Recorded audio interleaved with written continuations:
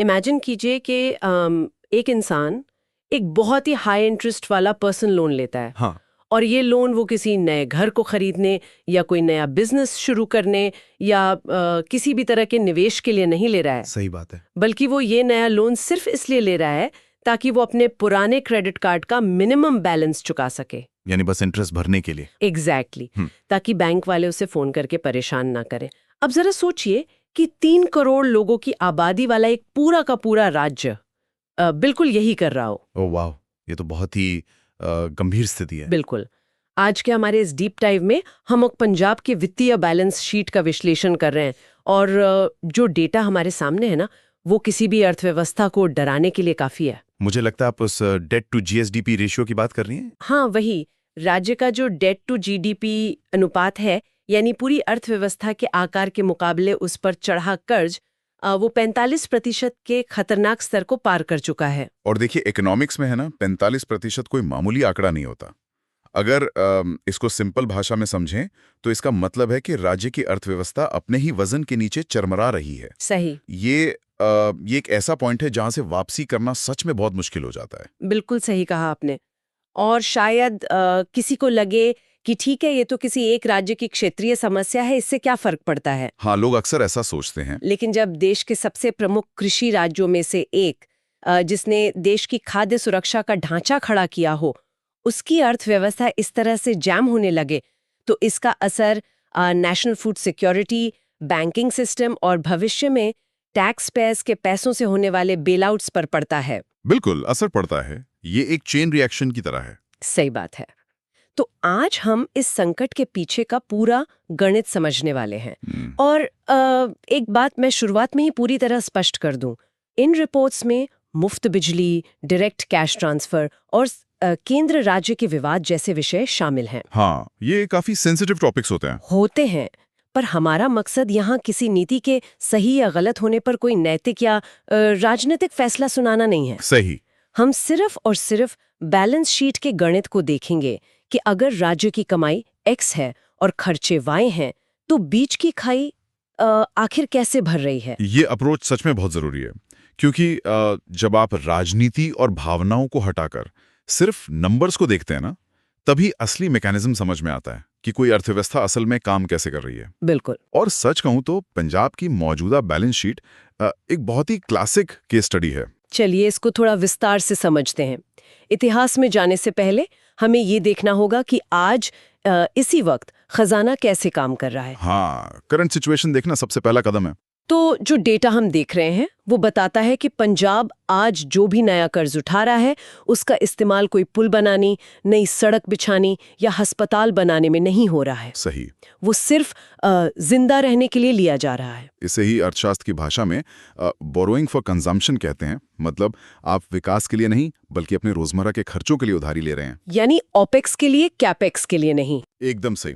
देखिए, हर सरकार के कुछ कमिटेड एक्सपेंडिचर यानी प्रतिबद्ध व्यय होते हैं, जैसे सरकारी कर्मचारियों की सैलरी, रिटायर हो चुके लोगों की पेंशन और सबसे बड़ा हिस्सा पुराने लिए गए कर्जों का ब्याज। अच्छा। पंजाब के मामले में राज्य की आय का एक बहुत बड़ा हिस्सा बस इन्हीं 3 चीजों में स्वाहा हो जाता है। तो अगर मैं इसे वापस उसी क्रेडिट कार्ड वाले उदाहरण से जोड़ूं, तो आपके पास जो सैलरी आ रही है वो घर चलाने के बजाय सिर्फ पुराने कर्जों का ब्याज भरने में जा रही है। बिल्कुल वही हो रहा है।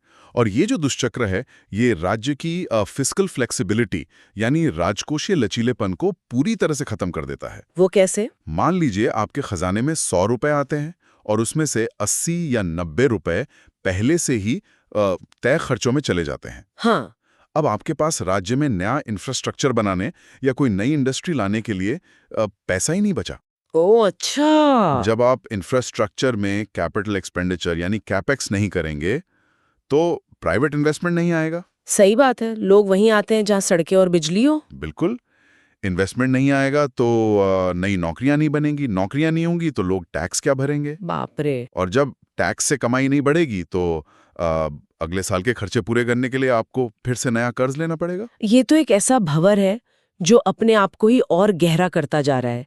लेकिन देखिए, कोई भी राज्य रातों रात 45% कर्ज के इस दलदल में नहीं गिरता। हाँ, रातों रात तो कुछ नहीं होता। आखिर इसकी शुरुआत कैसे हुई? अगर हम थोड़ा पीछे जाएं तो इन फिस्कल रिपोर्ट्स में 1980 और 90 के दशक के उस उथल-पुथल भरे दौर का बहुत प्रमुखता से जिक्र है। हाँ, वो दौर पंजाब के लिए बहुत ही दर्दनाक था। बिल्कुल। उग्रवाद और विद्रोह के उस माहौल को संभालने के लिए केंद्र ने राज्य में बड़े पैमाने पर अर्धसैनिक बलों यानी पैरामिलिट्री फोर्सेस की तैनाती की थी। हाँ, हिस्ट्री में हमने पढ़ा है ये। अब यहाँ जो सबसे हैरान करने वाली बात है वो ये कि इस पूरी सुरक्षा व्यवस्था का जो वित्तीय बिल था वो पंजाब राज्य के सिर पर डाल दिया गया। वेट, सच में? हाँ, इसे बाद में एक स्पेशल टर्म लोन में कन्वर्ट कर दिया गया और ये कोई छोटा मोटा अमाउंट नहीं था। कितना था ये अमाउंट? ये उस समय के पंजाब के सकल राज्य घरेलू उत्पाद यानी जीएसडीपी का लगभग 20 से 25% था। ये तो बहुत ही अजीब बात है। मतलब ये कुछ वैसा ही हुआ कि आपके घर में आग लगी हो, आपने फायर ब्रिगेड को बुलाया हो और आग बुझाने के बाद वो आपको उस पानी का बिल थमा दें जो उन्होंने इस्तेमाल किया। ये बहुत ही सटीक एनालॉजी है। राज्य अपनी कमाई का 1/4 हिस्सा सिर्फ उस सुरक्षा व्यवस्था का कर्ज चुकाने में लगा रहा था, जो एक नेशनल सिक्योरिटी का भी मसला था। बिल्कुल। और देखिए, मुसीबत सिर्फ इस कर्ज तक सीमित नहीं थी। और क्या हुआ? उसी दौर में राज्य ने कैपिटल फ्लाइट यानी उद्योगों का भारी पलायन देखा। जाहिर है, जब माहौल सुरक्षित नहीं होगा तो फैक्ट्रीज और इंडस्ट्री राज्य छोड़कर सुरक्षित जगहों पर चली जाएंगी। सही बात है, बिजनेस को तो स्टेबिलिटी चाहिए। और जब उद्योग गए तो वो अपने साथ रोजगार और वो टैक्स बेस भी ले गए जो सरकार की कमाई का मुख्य जरिया था। ठीक है, उद्योग चले गए, लेकिन पंजाब की रीढ़ की हड्डी तो हमेशा से उसकी खेती रही है। अब यहाँ मैं थोड़ा पुशबैक देना चाहूंगा आपको। हाँ, बिल्कुल दीजिए। इन रिपोर्ट्स में 1997 की मुफ्त बिजली नीति को इस संकट का एक बहुत बड़ा कारण बताया गया है। लेकिन चलिए थोड़ा निष्पक्ष होकर सोचते हैं। हरित क्रांति के कारण राज्य का ग्राउंड वाटर लेवल बहुत तेजी से नीचे गिर रहा था। किसानों को पानी निकालने के लिए ज्यादा गहराई वाले ट्यूबवेल और ज्यादा बिजली की जरूरत थी। सही बात है। अगर 1997 में सरकार मुफ्त बिजली नहीं देती तो शायद कृषि क्षेत्र पूरी तरह से ढह जाता।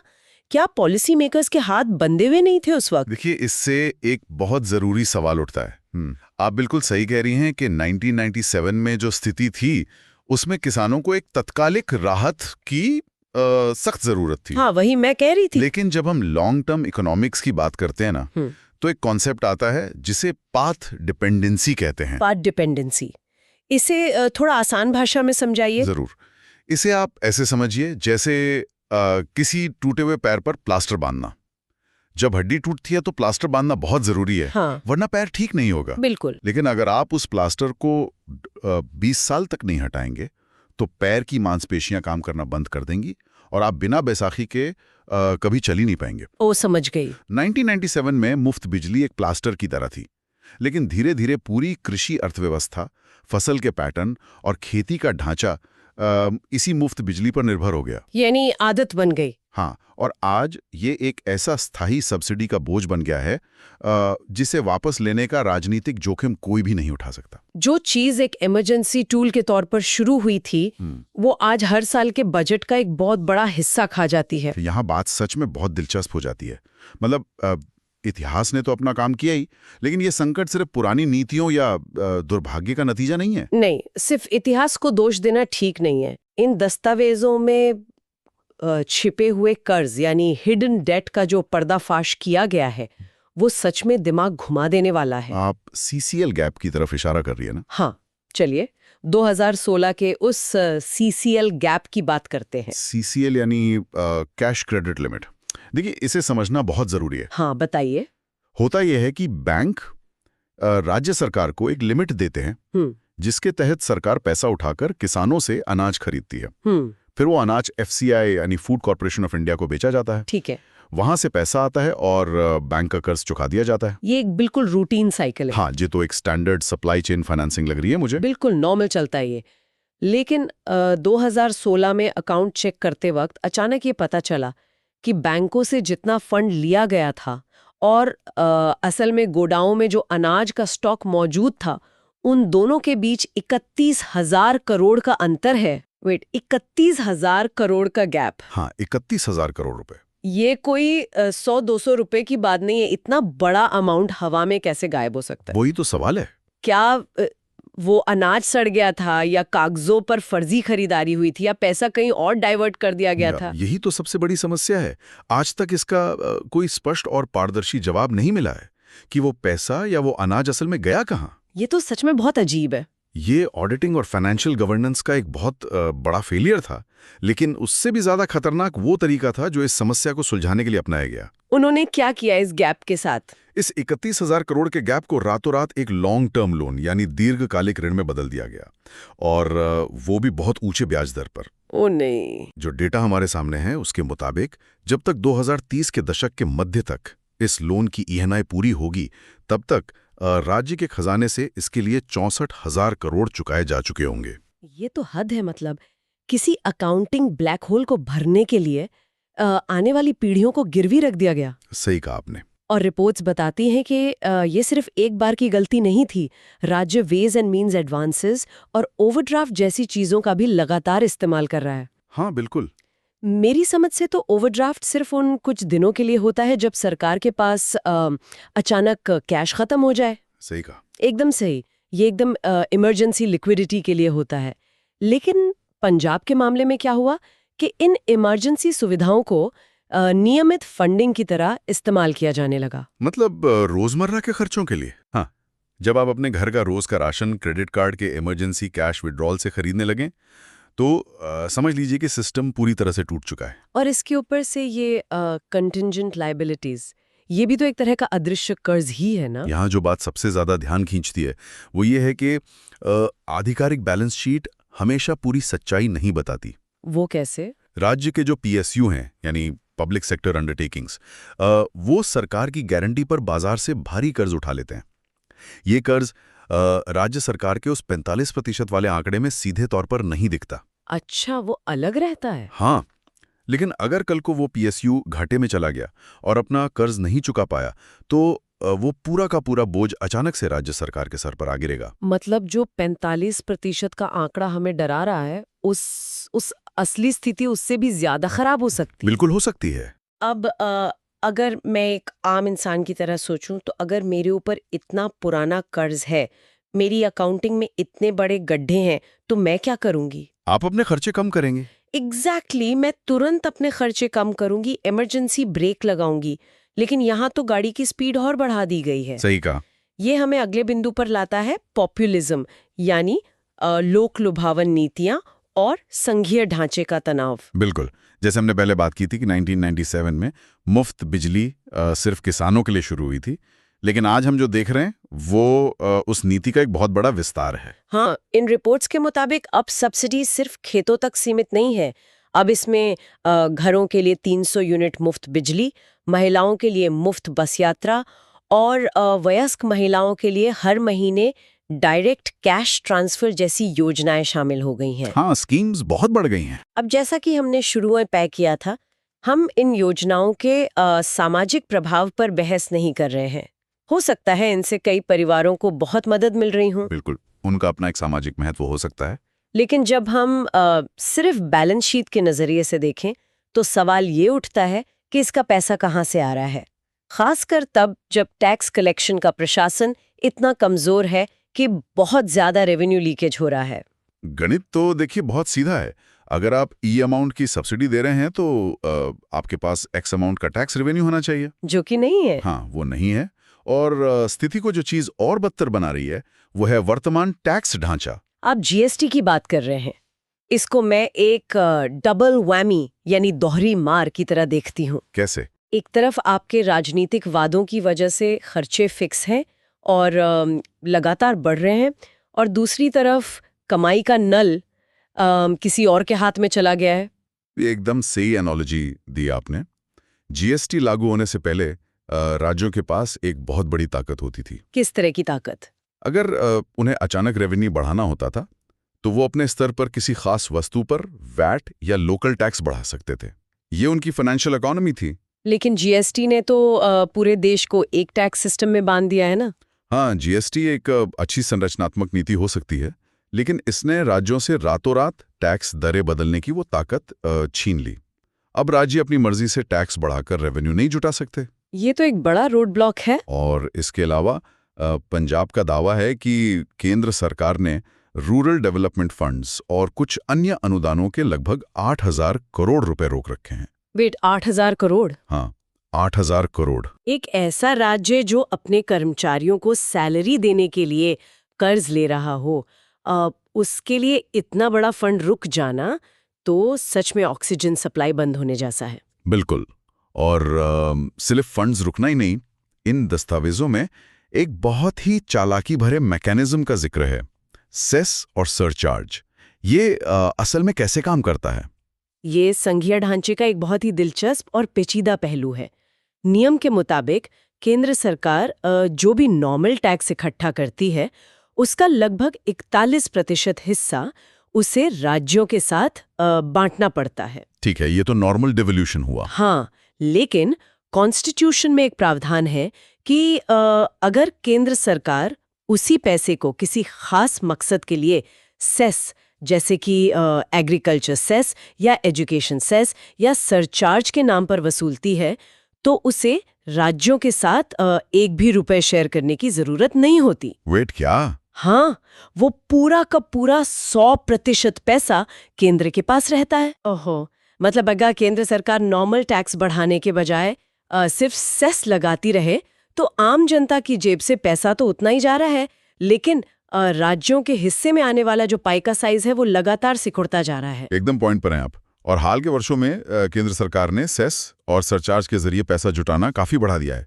इसका सीधा मतलब यह है कि राज्यों को मिलने वाला पैसा अनुपातिक रूप से कम हो रहा है। तो जरा इस पूरी तस्वीर को देखिए। आपके पास 80 के दशक का थोपा हुआ कर्ज है। हाँ, आपके पास 31,000 करोड़ का एक ऐसा अकाउंटिंग ब्लैक होल है जो अब 64,000 करोड़ बन चुका है। सही बात है। आपके पास ऐसी मुफ्त योजनाएं हैं जिनका खर्च आप उठा नहीं सकते, लेकिन पाथ डिपेंडेंसी की वजह से आप उन्हें बंद भी नहीं कर सकते। बिल्कुल फंस चुके हैं वहाँ। और ऊपर से जीएसटी और सेस ने आपकी अपनी कमाई के रास्ते भी सिकोड़ दिए हैं। तो क्या इस 45% कर्ज के गहरे कुएं से बाहर निकलने की कोई सीढ़ी बची है? रास्ता तो ढूंढना होगा। इन रिपोर्ट्स में कुछ सुझाव दिए गए हैं जो काफी कड़े लगते हैं मुझे। हालात इतने गंभीर हैं कि अब कोई छोटी मोटी मरहम पत्ती काम नहीं करेगी। सबसे पहला और बुनियादी सुझाव है राजकोषीय पारदर्शिता, यानी फिस्कल ट्रांसपेरेंसी। इसका एग्जैक्टली मतलब क्या हुआ यहाँ? इसका मतलब है कि राज्य को FRBMA यानी fiscal responsibility and budget management act के नियमों का बहुत सख्ती से पालन करना होगा। अच्छा, जो भी खर्च हो रहा है उसे बिना किसी अकाउंटिंग ट्रिक्स के साफ साफ बैलेंस शीट पर दिखाना होगा। और सबसे बड़ी बात, प्रशासन को सुधार कर टैक्स लीकेज को पूरी तरह से बंद करना होगा। एक सुझाव जो मुझे बहुत ही अनूठा लगा वो है एक एंटी पॉपुलिज्म पैक्ट। ओह हाँ, ये बहुत दिलचस्प है। मतलब सभी राजनीतिक दलों के बीच एक सर्वदलीय समझौता कि वो मुफ्त की रेवड़ियां यानी फ्रीवीज बांटने की होड़ को एक लिमिट में रखेंगे। अगर हम इसको बड़े पैमाने पर देखें तो ये सिर्फ एक कागजी सुझाव नहीं है, ये एक बहुत बड़ा और मुश्किल राजनीतिक कदम है। मुश्किल क्यों है? क्योंकि देखिए, लोकतंत्र में राजनीतिक कॉम्पिटिटिव होती है। अगर एक पार्टी कहेगी कि हम मुफ्त योजनाएं बंद कर रहे हैं क्योंकि खजाना खाली है, तो दूसरी पार्टी तुरंत चुनाव में उसे वापस लाने का वादा कर देगी। सही बात है, वोट बैंक तो सबको प्यारा है। इसलिए जब तक सत्ता पक्ष और विपक्ष दोनों मिलकर ये तय नहीं करती कि राज्य के भविष्य के लिए जरूरी है, तब तक इस चक्कर को तोड़ना असंभव है। इसके लिए एक बहुत गहरी राजनीतिक मैच्योरिटी चाहिए। और शायद स्थिति की गंभीरता को जो सुझाव सबसे ज्यादा उजागर करता है वो है एक डेट रिलीफ फंड बनाने का प्रस्ताव। हाँ, ये वाला पॉइंट तो सच में आश्चर्यचकित करने वाला है। इसमें ये बात कही गई है कि राज्य को इस वित्तीय आपातकाल से निकलने के लिए सीधे जनता से, NRI से और संस्थाओं से दान देने की अपील की जाए। बिल्कुल। जब सरकार को अपना कर्ज चुकाने के लिए एक पब्लिक डोनेशन फंड बनाने की बात सोचनी पड़े, तो आप समझ सकते हैं कि पानी सिर के कितने ऊपर से गुजर चुका है। ये सच में डरावना है। ये स्पष्ट करता है कि ये अब सिर्फ अकाउंटिंग का मसला नहीं रह गया है, ये एक स्ट्रक्चरल क्राइसिस है। तो इन सब का आखिर मतलब क्या है? अगर हम आज के इस पूरे गणित को एक जगह रखें तो हम देखते हैं कि कैसे 80 और 90 के दशक की उथल-पुथल ने एक भारी भरकम कर्ज का बीज बोया। बिल्कुल, वहीं से शुरुआत हुई। कैसे उद्योगों के जाने और पानी के गिरते स्तर ने पाथ डिपेंडेंसी का एक ऐसा जाल बुना जिससे राज्य आज तक निकल नहीं पाया। हमने देखा कि कैसे 2016 के सीसीएल गैप-इन और पीएसयू की गारंटी ने एक ऐसा छिपा हुआ कर्ज पैदा किया जिसने पूरे सिस्टम को खोखला कर दिया। सही बात है। और अंत में कैसे बढ़ती हुई लोक लुभावन योजनाओं और जीएसटी व सेस के कारण सिकुड़ती कमाई ने मिलकर इस 45% के पहाड़ को खड़ा कर दिया है। ये वास्तव में कई अलग अलग समस्याओं का एक साथ आना है। ऐतिहासिक मजबूरियां, प्रशासनिक गलतियां और एक ऐसा राजनीतिक ढांचा जो लॉन्ग टर्म ग्रोथ के बजाय शॉर्ट टर्म राहत को प्राथमिकता देने पर मजबूर है। आज की इस गहरी चर्चा को खत्म करने से पहले मैं चाहती हूँ कि ध्यान देने वाले सभी लोग एक सवाल पर विचार करें। एक बहुत जरूरी सवाल। एक ऐसा सवाल जो सीधे इन फिल्मों से नहीं बल्कि आज की इस पूरी स्थिति को देखकर मन में उठता है। हमने देखा कि कैसे जीएसटी जैसे संरचनात्मक बदलावों के कारण राज्य सरकारों की अपनी फाइनेंशियल ऑटोनॉमी काफी कम हो गई है। हाँ, बिल्कुल कम हुई है। ऐसे में भविष्य में अगर किसी भी राज्य के सामने पंजाब जैसा कोई क्षेत्रीय आर्थिक संकट खड़ा होता है तो वो राज्य अपने दम पर उसे कैसे निपटेगा? ये तो $1 मिलियन क्वेश्चन है। अगर राज्यों के पास खुद टैक्स बढ़ाकर पैसा जुटाने की ताकत ही नहीं बचेगी तो क्या हम एक ऐसे सिस्टम की तरफ बढ़ रहे हैं जहां अंततः हर बड़े क्षेत्रीय संकट के लिए राज्यों को पूरी तरह से केंद्र सरकार के बेल आउट पर ही निर्भर रहना होगा? और उस बेल आउट की कीमत क्या होगी? बिल्कुल। और क्या वो निर्भरता हमारे संघीय ढांचे के लिए सही होगी? ये एक ऐसा सवाल है जो सिर्फ एक राज्य का नहीं बल्कि पूरे देश के आर्थिक भविष्य का ढांचा तय करेगा। इस पर तो सबको विचार करना ही पड़ेगा। आज के हमारे इस विश्लेषण में साथ जुड़ने के लिए और इस जटिल गणित को हमारे साथ डिकोड करने के लिए आपका बहुत बहुत धन्यवाद।